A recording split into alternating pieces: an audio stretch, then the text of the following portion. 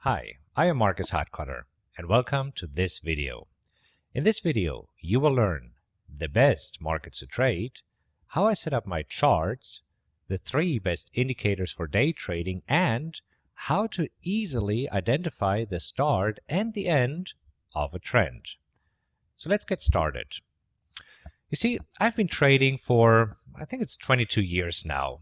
And during this time, I've been trading everything. I've traded stocks and ETFs. I've been buying and selling options. I traded Forex spreads and any instrument you can imagine, I have probably traded it. But today, I'm exclusively trading futures because I like to keep things simple. I don't like to scan thousands of stocks for the best stocks to trade or use complicated models to evaluate the best option to buy or sell. You see, when trading futures, I can bring up only 5 charts and I'm very well diversified. And it's really easy to trade futures. I'll show you how. So here are the markets that I'm trading these days. I trade the E-mini S&P, the euro versus the dollar, the 30-year T-bonds, crude oil, and gold. And although you can trade all these markets as ETFs, I prefer trading them as futures markets. Since they are extremely liquid, it is easy to go long and short, and the margin requirements are really low. Now, as you can see, with these 5 markets, I'm very diversified. I'm trading a stock index, which is the E-mini S&P. I'm trading currencies, which is the euro versus the dollar. I'm trading interest rates, which are the 30-year T-bonds. And I'm trading commodities like crude oil and gold. See? It's really simple, isn't it? So let's talk about my chart setup right now. As you will see, my chart setup is different than that of most traders. And here's why. You might have heard that many traders are losing money. And if you do what most traders do and look at charts the same way as they do, you will probably lose money too. So I'm looking at charts differently, and I believe that my unique chart setup is giving me an edge in the markets. And you know that you need an edge, right? So in this video, I want to show you my unique chart setup. So let's get started. When you're displaying a chart, you have 3 different options. You can choose a time-based chart, for example, a 5-minute chart, and this means that a new bar or candle is plotted after a certain amount of time has elapsed, in this example, 5 minutes. Another possibility is to use volume-based charts, where you plot a new bar or a candle after a certain amount of trades have been taking place. So in this example, 133 trades. Now, I don't have any hard facts, but after talking to hundreds of traders at trading expos and in webinars, it seems that probably 90% of traders are either using time-based charts or volume-based charts. And as I already said, if you do what most traders do, you will probably lose money as most traders do. And that's why I like to look at charts differently. So I like to use the third, and I call it the secret way to display charts. I use volatility-based charts, which are also known as range bars. So what does this mean? Well, when using volatility-based charts, you plot a new bar or a candle after the market moves a certain amount, for example, 2 points. It's really pretty simple. So why do I use these range bars? Well, let me show you. Here are the advantages of range bars. Every bar has a fixed length, in our example, 2 points. And you only get a new bar if the market breaks out of this 2-point range. Now, this is a very powerful concept because now you can predict the open, the high, the low, and the close of a bar. Because when using range bars, you know where the high of the bar will be, since it will be exactly 2 points away from the low of the bar. And you know where the low of the bar will be, since it will be exactly 2 points away from the high of the bar. You know where the bar will close, since it can only close at the high or at the low. And you know where the next bar will open, because if the previous bar closed at the low, the next bar will open one tick below the low of the bar, and if the previous bar closed at the high, the next bar will open one tick above the high of the bar. Now if you think about it, when constructing a bar or a candle, you have four variables: the open, the high, the low, and the close. Now look at this slide again. You know where these values will be. Do you think that this could give you an edge in your trading? Well, I believe so, and later I'll show you how. But let's move on to the indicators now. You will see that I use standard indicators that you can find in any charting software, but I'm using them with a twist. I'm using these indicators differently than most other traders because, again, I want to see what other traders don't see. When trading, I want to have an edge over other traders, something like an unfair advantage when I'm trading against them. So let me show you exactly what I do. You'll see it's simple yet very powerful. So the first and most important indicator in my trading are Bollinger Bands.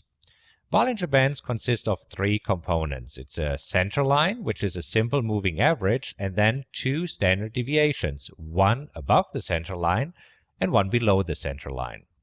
And these deviations are called the upper and lower Bollinger Band. In my trading, I don't use the center line, therefore you won't see it on my charts because I like to keep it simple. And as a setting, I use 12 for the moving average and 2 for the standard deviation. And that's another secret setting because most traders use a setting of 18, 20, or 21. And as I said earlier, I want to see what other traders don't see. I want an edge. And using a different and, based on my experience, better setting for the Bollinger Bands is giving me this edge. So let me show you my unique way to use these Bollinger Bands. Most traders use them to trade a sideways market, but not me.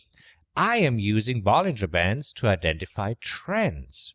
You can use the upper Bollinger Band to identify an uptrend and the lower Bollinger Band to identify a downtrend. Let me show you. In an uptrend, you will see that the upper Bollinger Band is nicely pointing up in a 45-degree angle or more, and that prices are constantly touching the upper Bollinger Band. You see that the band is attracting prices like a magnet, and that's when we see a strong uptrend. So when is this uptrend over? Well, as soon as the upper Bollinger Band starts to flatten, like here. So the same is true for a downtrend. In a downtrend, you will see that the lower Bollinger Band is pointing down in a 45-degree angle or more, and prices are constantly touching the lower Bollinger Band. And the downtrend is over once the lower Bollinger Band is flattening and prices are no longer touching it, like here. It's pretty simple, isn't it? But it works. Please try it for yourself. Just plot the Bollinger Bands on your chart after we finish this video and try it out. You will be amazed. Now let's move on to the next indicator that I like to use, which is the MACD. So the MACD is the moving average convergence divergence and plotted below the chart. And I'm using the standard settings of 12, 26, and 9 for this indicator. And here's how I use it. In a downtrend, I want to see that the MACD is below the zero line and below its signal line, which here my charts is the purple line. And if these conditions are met, I color the bars on my chart red. Now in an uptrend, I like to see that the MACD is above the signal line and above the zero line, and that's when I color the bars green. So as I mentioned before, my primary indicator are the Bollinger Bands, but I would never rely on one indicator alone. You would get too many false signals. You should always confirm your primary indicator with a second indicator. Okay, so far so good? Does this make sense to you thus far? Okay, then let's move on. So in addition to these two indicators, I like to use the RSI for confirmation. Now the RSI is the Relative Strength Index, and I use a setting of 7 bars for this indicator. And the RSI is measuring the relative strength of a trend. And here's how I use it. In a strong uptrend, you will see that the RSI moves above 70 and stays there for a while. And that's when I'm plotting the green triangles under the bars. And in a downtrend, the RSI will move below 30 and stay there for a while. And that's when I plot the red triangles on the chart. Again, I use the RSI to confirm the signals from the Bollinger Bands and the MACD. So let's summarize these very simple rules. In a strong uptrend, I want to see that first, the upper Bollinger Band is nicely pointing up and prices are touching the upper Bollinger Band. I want to see that the bars are green, meaning that the MACD is above the zero line and above its signal line. And I want to see that the RSI is above 70, meaning that I see green triangles below the bars. And as soon as the triangles disappear, or the upper Bollinger Band flattens, or the bars are turning black, then I know that the uptrend is over. And the same is true for a downtrend. In a strong downtrend, I want to see that the lower Bollinger Band is nicely pointing down and prices are touching the lower Bollinger Band.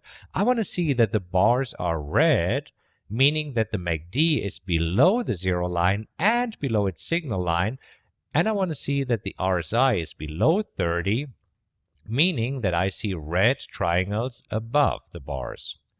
And as soon as either the triangles disappear or the lower Bollinger Band flattens or the bars are turning black, I know that the downtrend is over. And these principles apply to any market. I told you. It's simple yet very powerful because now you're looking at charts differently than most other traders. Well, I hope you enjoyed this, and I'm planning to shoot another video for you in the next couple of days. And in the next video, I will show you how you can use the information you learned today to determine specific entries and exits. Yep, you heard right. In the next video, I will show you a simple trading strategy that you can use in your trading right away. So just keep an eye on your inbox and I'll shoot you an email as soon as the next video is ready.